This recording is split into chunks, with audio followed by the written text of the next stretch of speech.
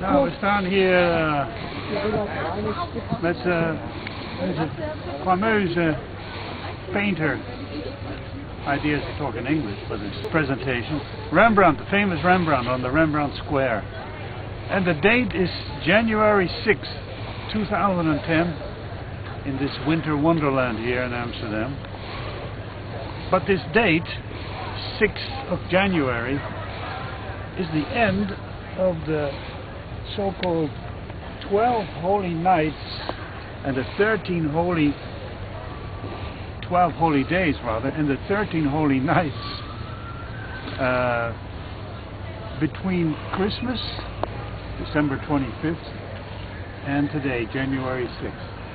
In other words, the date that the birth of Christ is celebrated on Christmas until this date, January 6th. Now, in January 6th is a twofold celebration. In the West, the three kings are celebrated, the three magi from the East who came to the Jesus child to adore him.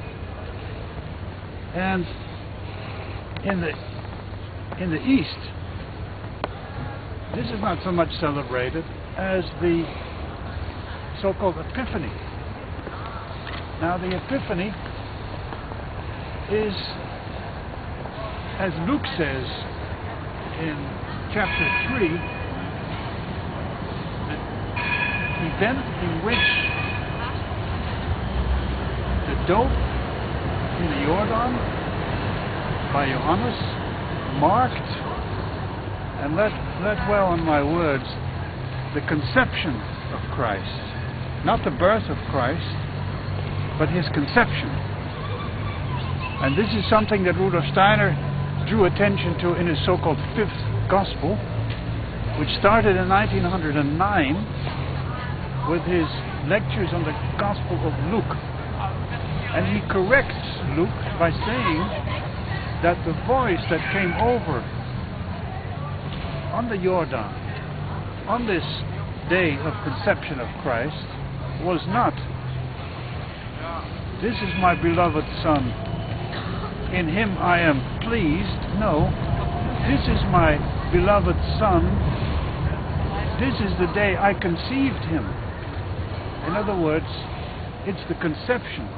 And in this grandiose story that Rudolf Steiner started to lecture in various North European cities,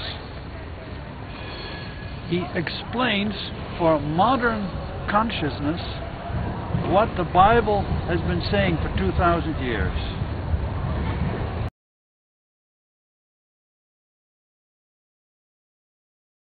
Tonight is Christmas Eve, not only for the Serbs, but for the whole Eastern Orthodox Christianity, the Church in the East. For the Church in the West, it's Three Kings, the Feast of the Three Kings. Now, how can we make a bridge between these two events? The birth of Christ and the adoration of the Magi. Now, as I've tried to show in my books and in my translations and in my blogs, the three kings came to adore their reborn master Zarathustra, who was reborn in one of the Jesus children. The other Jesus children was the Lucas child that Lucas talks about. Okay? Now, these two Jesus children with different parents, different countries that they lived in, united in the so-called presentation of the temple in Jerusalem. There the eye of the Zarathustra individuality took possession of the Lucas body that was offered to him by the Lucas child, and they became one, so to speak. Then this went on for 18 years. This Jesus of Nazareth then developed to the point where in the baptism of the river Jordan by Johannes, by John,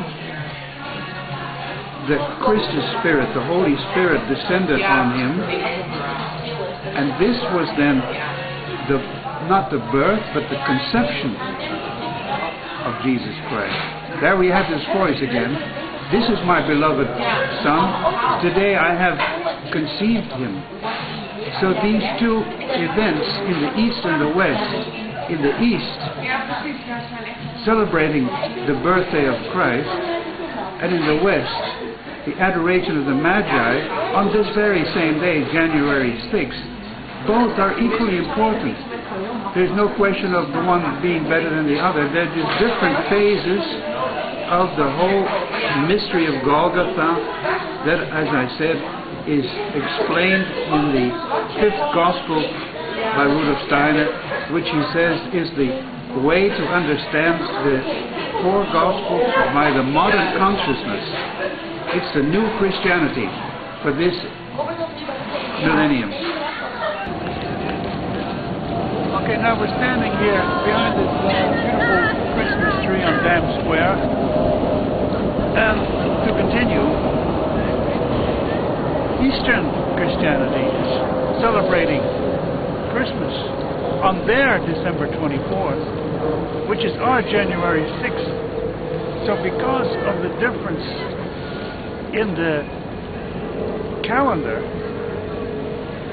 we are celebrating the same things at different times. So one of the ways to unify Christianity is to agree to a common calendar. Now, I'll try to describe this very shortly, how this could be done. The only date that Rudolf Steiner gave in his 5th Gospel was the date of the crucifixion. That was April 3rd, 33. Now, Jesus was 33 and a third years old. You go back, you come to the date of Christmas 2 BC as a date of the Lucas child. Now, the way to come to a common calendar, according to the idea of Rudolf Steiner, was to take the real date of the birth of Christ, which is the 3rd of April 33, as the beginning of our calendar. Now, how do we get from the birth of the 2 Jesus children to the crucifixion and the resurrection?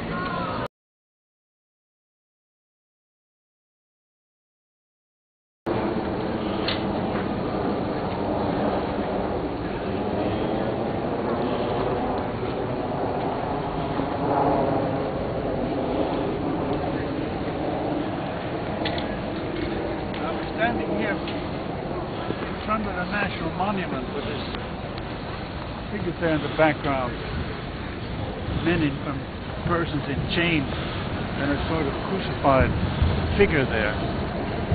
Now, how do we get from the birth of the 2 Jesus children in Matthäus and Lucas to the crucifixion? We have actually in that interval 2 births. Namely, the birth of the 2 Jesus children, and the birth, not the conception of Christ, but the birth of Christ as Spirit of the earth and Spirit of humanity. Now, just to tell that in very, very broad terms, and you must read this in the 5th Gospel or the books on my blog, 2 children were born, one of them in year 2 BC, around Christmas, the other one 7 BC, with a difference in time of about 5 1/4 years. These 2 children grew up in the same environment, and then, as I mentioned already before, in the temple, in the presentation in Jerusalem, they wholly unified into the Jesus of Nazareth, who then at the baptism of Jordan served as the vessel for the incarnation of the Son Spirit, the Christ, who was the Son of God, the Logos, and the leading solar spirit, the leading spirit of the Elohim. Then you had, after the baptism, what Steiner calls the period of the embryo, the period in which a being solidifies his body between the conception and the birth. This is what happened during the actual ministry of Christ on earth, and that only at the crucifixion on the 3rd of April 33 and his resurrection actually occurred his birth.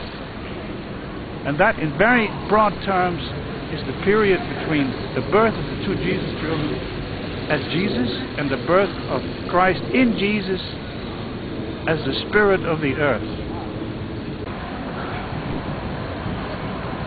Now the last and perhaps most important episode in the fifth gospel is, of course, the second coming.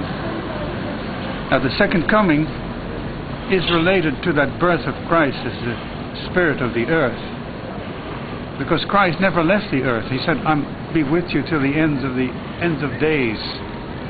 And in the ascension, the disciples didn't see him disappear. Nay, they lost their spiritual vision.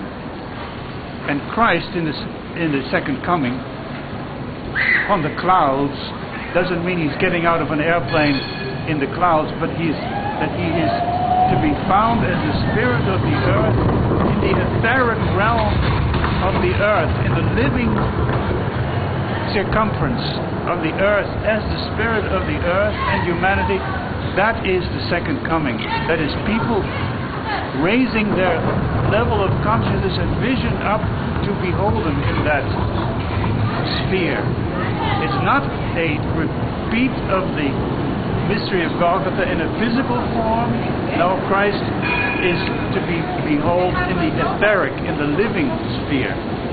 And that is the most modern comment in the fifth gospel that Rudolf Steiner gave for the present day.